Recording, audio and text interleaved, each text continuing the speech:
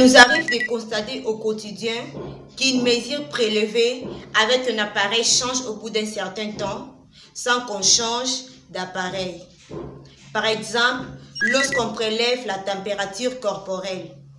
Comment expliquer cela? Lorsque nous prélevons une mesure, nous ne pouvons pas prétendre que celle-ci correspond à la valeur exacte de la grandeur mesurée.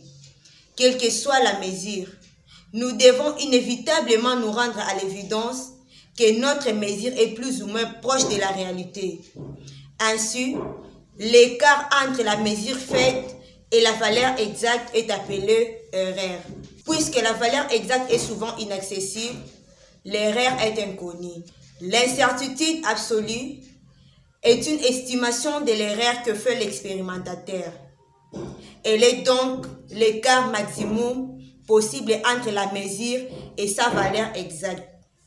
De ce fait, la mesure et son incertitude absolue constituent une gamme de valeurs possibles à l'intérieur de laquelle se trouve la valeur exacte. Tout résultat expérimental se situe entre une valeur minimale et une valeur maximale.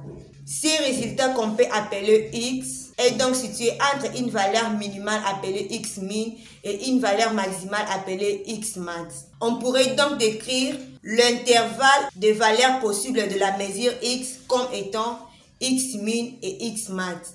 Afin de simplifier l'écriture de l'incertitude, on écrit la mesure avec son incertitude de la façon X plus ou moins delta de X. L'incertitude absolue dépend de plusieurs facteurs.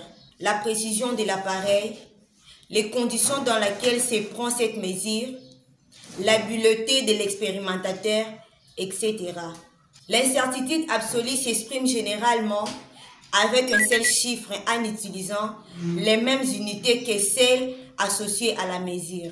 L'incertitude associée à une valeur théorique correspond à l'équivalent d'une unité sur le dernier chiffre. Par exemple, 23,4 plus ou moins 0,5 cm. Puisque l'incertitude est estimée à 5 mm, la mesure est arrondie au millimètre les plus proches. L'incertitude relative est définie comme étant les rapports entre l'incertitude absolue et la mesure. Ce rapport est souvent exprimé en pourcentage. Pour calculer l'incertitude relative, il est important de déterminer l'incertitude absolue sur l'appareil. L'avantage de calculer l'incertitude relative est de comparer la précision de différentes mesures. La mesure la plus précise est celle dont l'incertitude relative est la plus faible. L'incertitude relative est donc donnée par l'incertitude absolue sur la valeur mesurée multipliée par 100. Par exemple, 23,4 plus ou moins 0,5 cm pourrait aussi s'écrire 23,4 plus ou moins 2%. Lorsqu'on exprime une mesure directe ou le résultat d'un calcul, l'incertitude absolue associée au résultat est exprimée avec un seul chiffre significatif. La mesure ou le résultat du calcul sera donc arrondi afin de ne comparer qu'un seul incertain. Par exemple, le résultat d'un calcul donne 23,456 plus ou moins 0,234 cm. Le résultat devrait s'écrire en tenant compte des chiffres significatifs, par exemple 23,5 plus ou moins 0,2 cm. L'incertitude a été arrondie pour ne comporter qu'un seul chiffre significatif et le résultat a été arrondi pour ne comporter qu'un seul chiffre incertain.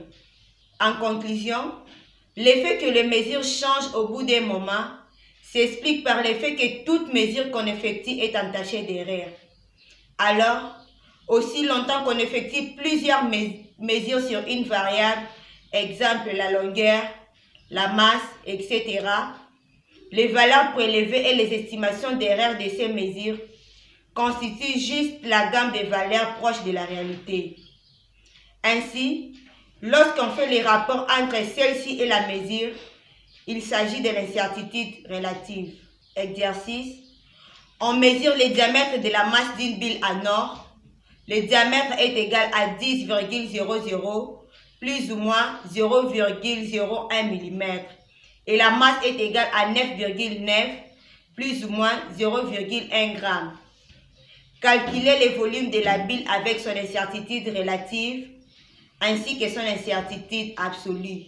Au revoir, à bientôt.